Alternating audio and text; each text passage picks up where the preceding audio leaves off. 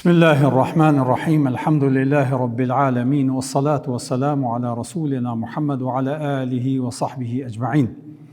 Allahun e lartësuar, lavdërojmë, qojmë salavat e selam e pejgamberit e tij Muhammedit sallallahu alaihi wasallam, familjes, shokëve dhe të gjithë atyre besimtarëve musliman që pasojnë rrugën e tij dhe udhëzohen me sunetin e tij deri në ditën e gjykimit. Të nderuar, sot me lejen e Allahut do të përjetojmë gjithashtu një ardhje të i dërguari Allahut Muhammedi sallallahu alaihi wasallam, një ngjarje apo një moment të cilin ndoshta në shikim të parë mund të themi që është diçka e thjeshtë, mirë po ajo që ka përmban kjo ngjarje dhe kjo ndodhi vërtet mas pare qet në pah edhe pjekurinë dhe maturinë e këtij personi që pyet, këtij sahabiu, edhe pse nuk dihet emri i tij, pra nuk është përmend emri i tij se kush ka qenë ky që e ka pyet, po vërehet që pyetja e tij kishte të bënte me një çështje shumë të rëndësishme që ndërlidhet me respektin edhe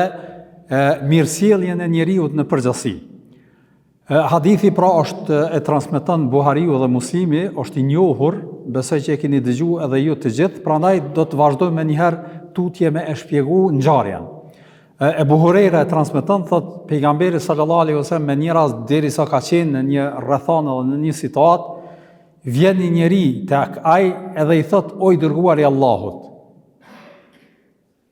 Pra kështu fillon pyetjen edhe i thot: "O i dërguari i Allahut, kujt prej njerëzve i takon dashuria edhe respekti më i madh?" Me një fjalë, pyetja kush është prej njerëzve që mas shumë ti kam hak ndaj tina. Kjo është pyetja. Pra nuk e ka pyet për çështje të fesë apo baza apo diçka, po çështjen e hakut apo detyrimeve që njerëzit i kanë ndërsjellë në vete. Dhe ka thonë pe njerëzve në përgjithësi që janë edhe që kam raport me ta, kush prej këtyne që mas shumë ti kam hak ndaj tina, që në mirësjellje, në respekt, në dëgjueshmëri e në kësi gjëra. Atëherë pejgamberi sallallahu alajhi wasallam hiç pa hezitu, hiç pa mendu, me njerë thot nëna jote. Edhe ky njeri e kupton që pyetja është e qartë, nana, edhe ka mujt mu mjaftu, po është interesu tutje, ka thonë, e kush mas nanës, do më pas nanës, kush vjen me njëherë në rang të parë, do më në rang 2 tash, atëherë pejgamberi sallallahu alajhi wasallam pa hezitu, pra të thot nëna jote. Hera e dytë. E pyet për herë tretë e thot kush pas kësaj, pra pejgamberi sallallahu alajhi wasallam thot nëna jote. Pra 3 herë nana. Edhe ky nuk mjaftohet as me 3 herë, që me zakonisht gjanat me 3 herë kryhen, megjithatë prapë pyet. E kush pas kësaj? Atëherë pejgamberi sallallahu alajhi wasallam thot pastaj baba jot. Dhe kjo është hadithi edhe ngjarja të cilën përcillet, pra që është tham pak më herët nga Buhariu dhe Muslimi, edhe tham hadithi është ngjarja është e thjeshtë, mirë po shumë e rëndësishme. Pika e parë që ndoshta secili prej neve do i shkon mendja apo që muj me ngrit si pikpyetje është ajo, vallë, a ka në këto barazi? Sikurse po i him në hak babës, domthon 3 herë nana, 1 herë baba. Në shishim të parë që ashtu muj me e kuptu. Po, qëto është shumë e rëndësishme, vëllezër të nderuar, me e kuptu qasjen e islamit, se shpesh herna, kur thojmë barazi, e kemë parasysh atë aspektin matematikor, 50 edhe s'ka. Domthon, që kjo është barazia? Jo, në islam nuk shikohen gjanat me matematik edhe me numra thjesht, po shikohet rrethanat edhe situatat edhe varësit prej saj edhe aplikohet drejtësia në raport me rrethanën dhe me situatën. Prandaj, çka përfillet në këtë situatë që pejgamberi sallallahu alajhi wasallam 3 herë ka thonë nana, pastaj baba, përfillet për arsye se mundi sakrifica të cilën e jep nana për me eduku, e me lind, e me bart fëmin, foshnjën, janë të pakrahasueshme me babën. Për arsye se baba nuk ka dyshim që roli i tij është siguria, aspekti financiar, e gjara do thotë që gjithashtu janë të rëndësishme. Po mundi, sakrifica, mundimet e cilat i bën nana për me bani foshnje, për me maspari me bardh 9 muj në barkun e saj, pastaj dhimbjet e lindjes, pastaj gjithanja, pastaj kujdesi, gjumi natën, pastaj edhe vetë natyra emocionale e nanës nuk është e njëjtë sikur e babës, ha? Maraku i sajna, edhe nëse i bën 30 vjet djali, nana bëhet marak. Me njëherë, pak me u vënu, ose mos me ditë për të ku është, me njëherë e rok gajla, me njëherë rok të friga, me njëherë e rok se çfarë po ndodh. Krejt këtu e manifestojnë qëtë mirësjellje edhe qëtë hak edhe qëtë drejt të cilën e ka para pa Islami. Prandaj, fillimisht do të me pas parasysh pra këta që e thash se në Islam nuk vendoset drejtësia me llogaritje, tash me thon këty në trive me Excel-a, i qet atje numrat edhe ta bën llogarinë, jo, në Islam nuk është kështu. Në Islam shikohet rrethana dhe situata. Dëgjoni hadithin e kum përmend ndoshta edhe raste tjera që ka thonë 1 euro apo 1 dirhem ja kanë kalu 100 dirhemve, 100.000 dirhemve. Ka ardhur në hadith. Qysh? Për arsye se një njeri që ka pasuri shumë, ka shumë pasuni, edhe miliona ka, edhe prej atyne milionav i jep 100.000. A ka ngushtu vetën kjo njeri? Jo, për arsye se ka miliona tjera. Edhe ka se vap, nuk ka dyshim që ka se vap. Mirë po pejgamberi sallallahu alajhi wasallam bëhet nëse një njeri i ka 2 dirhem. Dirhem janë do thot pasuri pej argjenti, do thot monedat argjenti. I ka 2 dirhem, s'ka miliona, i ka veç 2 dirhem për veti, për familjen, për krejt. Edhe pej që aty në 2 dirhemve, gjysën e jep, 1 dirhem e jep. A është njëtë sikur ky edhe sikur ai që i ka milionat, nuk mundet me konë se vapi këtina njëtë si me ata. Pse? Për arsye se sakrifica e ti, mundi i ti, edhe situata e ti, me dhonë gjysën e pasurisë, 1 dirhem për hirtë Zotit, është ndryshe se dikush që ka miliona edhe jap 100.000, ai na e këshyrëm, pra po thojmë në aspektin e numrav edhe të matematikës, është ma shumë 100.000 se një. Amo në rrethanën dhe situatën që ky që i jep nga mangësia edhe varfëria e tij gjysën, ky te Zoti i Madhërisht ka tjetër kategori. Domosht shpërblimi i tij është ndryshe. Kjo është shumë e rëndësishme vëllezër të nderuar me pas parasysh muslimanin jetën e tij të përditshme. Se vlerësimi i gjërave edhe drejtësia nuk është me numra, po është varësisht prej rrethanës apo prej situatës. Prandaj edhe Allahu pejgamberi sallallahu alajhi wasallam po tregon në këtë rrethanë, në këtë situatë që nana ka 3 herë hak më shumë se sa baba. Për shkak të mundit edhe gjërave të cilat i përmendëm në ma heret, këto e bëjnë që haku i nanës me konë shumë maj madh se sa, apo 3 herë maj madh se sa haku i babës. Jo me ignoru, as me shpërfill, gjësësi, baba e ka rolin e vetë edhe në përgjësi, ajetet edhe hadithet që flasin për kujdesin, respektin ndaj prindërve, jënë për qëllim edhe baba edhe nana. Mirë po, në raport me kujdesin edhe mirësjelljen edhe hakun të së në ki, ma vështirë, ose shumë ma vështirë, ose ndërsa nuk mund është mi dalë hak nanës se sa babës. Pra që ata edhe tregohet me një rast, kjo transmetim thuhet që transmetohet edhe prej pejgamberit sallallahu alajhi wasallam, po edhe prej një sahabis Abdullah ibn Omerit, me një rast janë kanë në Qabe, duke bë tavaf. E keni parasysh tavafi që është bëhet në Qabe, edhe ka ardhur një njeri prej Yemenit, larg. Edhe e ka marrë edhe nanën me vete, edhe e ka bajt në shpinë. Pra e ka marrë me vete, e ka bajt në shpinë, edhe ka bë tavafin duke pas në shpinë, nanën e vetë. Se s'ka pas atëherë mundësie, karroca, tash jenë mundësit, elhamdulillah, na e ka lehtësu veç kush dënë me shku ose kush pritan. Po atëherë ka qenë vështirë, edhe kjo e ka bajt nanën e vetë, s'ka mujt me ecë. Edhe për krah, edhe e ka bë tavafin 7 herë. 7 herë osil, duke bart nanën e vetë në shpinë. Edhe kur e ka kry, vjen te Abdullah ibn Omeri edhe i thot, o sahabi pejgamberi sallallahu alajhi wasallam, a peshe që a bana, dhe thot, nanën e kum bajt, e kum bat avafin bashkë me ta, jom lodh, a i kum dal hakësh nanës. Edhe çka i thot Abdullah ibn Omeri, thot për Zotin, si ke dal hakash, prej hakut, qoft edhe që ajo dhimbja e momentit kur të kalim ty. E keni parasysh, nuk është lehtë lindja, ato agonit apo vështërsit e lindjes nuk janë të lehta. E thot, në qatë rast, as që ata, do më një frimarje që asaj rrethale, s'ke mujt me la nga mundi edhe sakrifica që i ka ba nana jote për ty.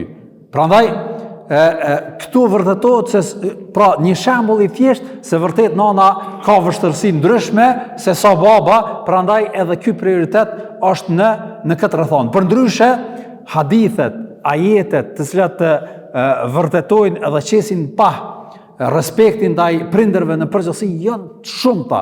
Allahu i Madhërisht e llogarit respektin ndaj prindërve me njëherë mas urdhrit të tij për me adhuru Zotin edhe mos i bësh shirkit atij. Do thot shahadeti, dëshmia ndaj Zotit me njëherë, pastaj thot wa bil walidaini ihsana. Dhe ndaj prindërve me pas mirësjellje. Me pas do thot sjelljen edhe mos mi idhnu ata, mi dëgju ata, me manifestu respekt kur kanë nevojë me u gjin atyre, fatkeqësisht rrethanat dhe situata e kohës bashkëkohore është që shumë sene i kina lënë anash e posaçërisht edhe këtë respekt po e vrim, posaçërisht të trit në përgjithësi po ju drejtohem që kanë neglizhencë në këtë punë. Mirë po në Islam kjo është do thot prej gjërave që nuk ka diskutim. Këtu nuk lejohet kurfar marrëveshje ose diçka. Këtu kur është fjala e nanës, fjala e babës, këtu nuk ka diskutim në Islam. Respekti do të me qenë në nivelin ma të naltë. Prandaj edhe pejgamberi sallallahu kur i përmend 7 mëkatet shkatruese, mëkatet më të mëdha që mundet mi bë njëri, duke filluar prej shirkut, e magjis, e gjërat që përmenden, një prej tyre është edhe mos respektimi i prindërve. Domthonë gjuna e ka thujt pejgamberi sallallahu shkatruese, që çojnë do të thotë në umner, çojnë do të thotë në shkatrim, të asgjësojnë për shkak të rrezikut të madh. Pastaj e keni parasysh edhe hadithin pejgamberit sallallahu alaihi wasallam që e kemi përmendur dhe xhallar vazhdimisht e përmendin në Ramazan që 3 herë ka bë amin, Gjibrili ka bë dua dhe pejgamberi sallallahu alaihi wasallam ka bë amin. Një prej tyre është çka që ka thonë Gjibrili, qoftë i poshtrum, i nënçmuar ai njeri që i arrin njënin prej prindërve ose 2 prindrit e tij, edhe nuk e shfrytëzon qatë shans, pra i gjon gjallë, nuk i vdesin duke qenë i vogël, po i gjon gjallë, masi që o ba, do thot i Zoti vetës, edhe nuk arrin që nëpërmjet kujdesit, edhe respektit, edhe hizmetit që ja u bën atyre, mos me fitu xhenetin. Domthonë, nuk e shfrytëzon që shans, edhe e lejon veten e tij mi kalu kjo shans.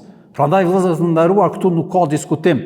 Edhe me nis me fol për këto jo një ligjerat, po disa serit ligjeratar, nuk ka mundësi mundal për shkak të rëndësisë edhe haditheve, ajeteve të cilat flasin për këtë. Po vetëm po du me e përmbyll me një ngjarje që e përmend pejgamberi sallallahu alaihi wasallam, pasi po flasim për ngjarjet në përgjithësi, për një njeri shumë interesant është edhe ky njeri. Ky e ka pas emrin Uwais al-Qarni.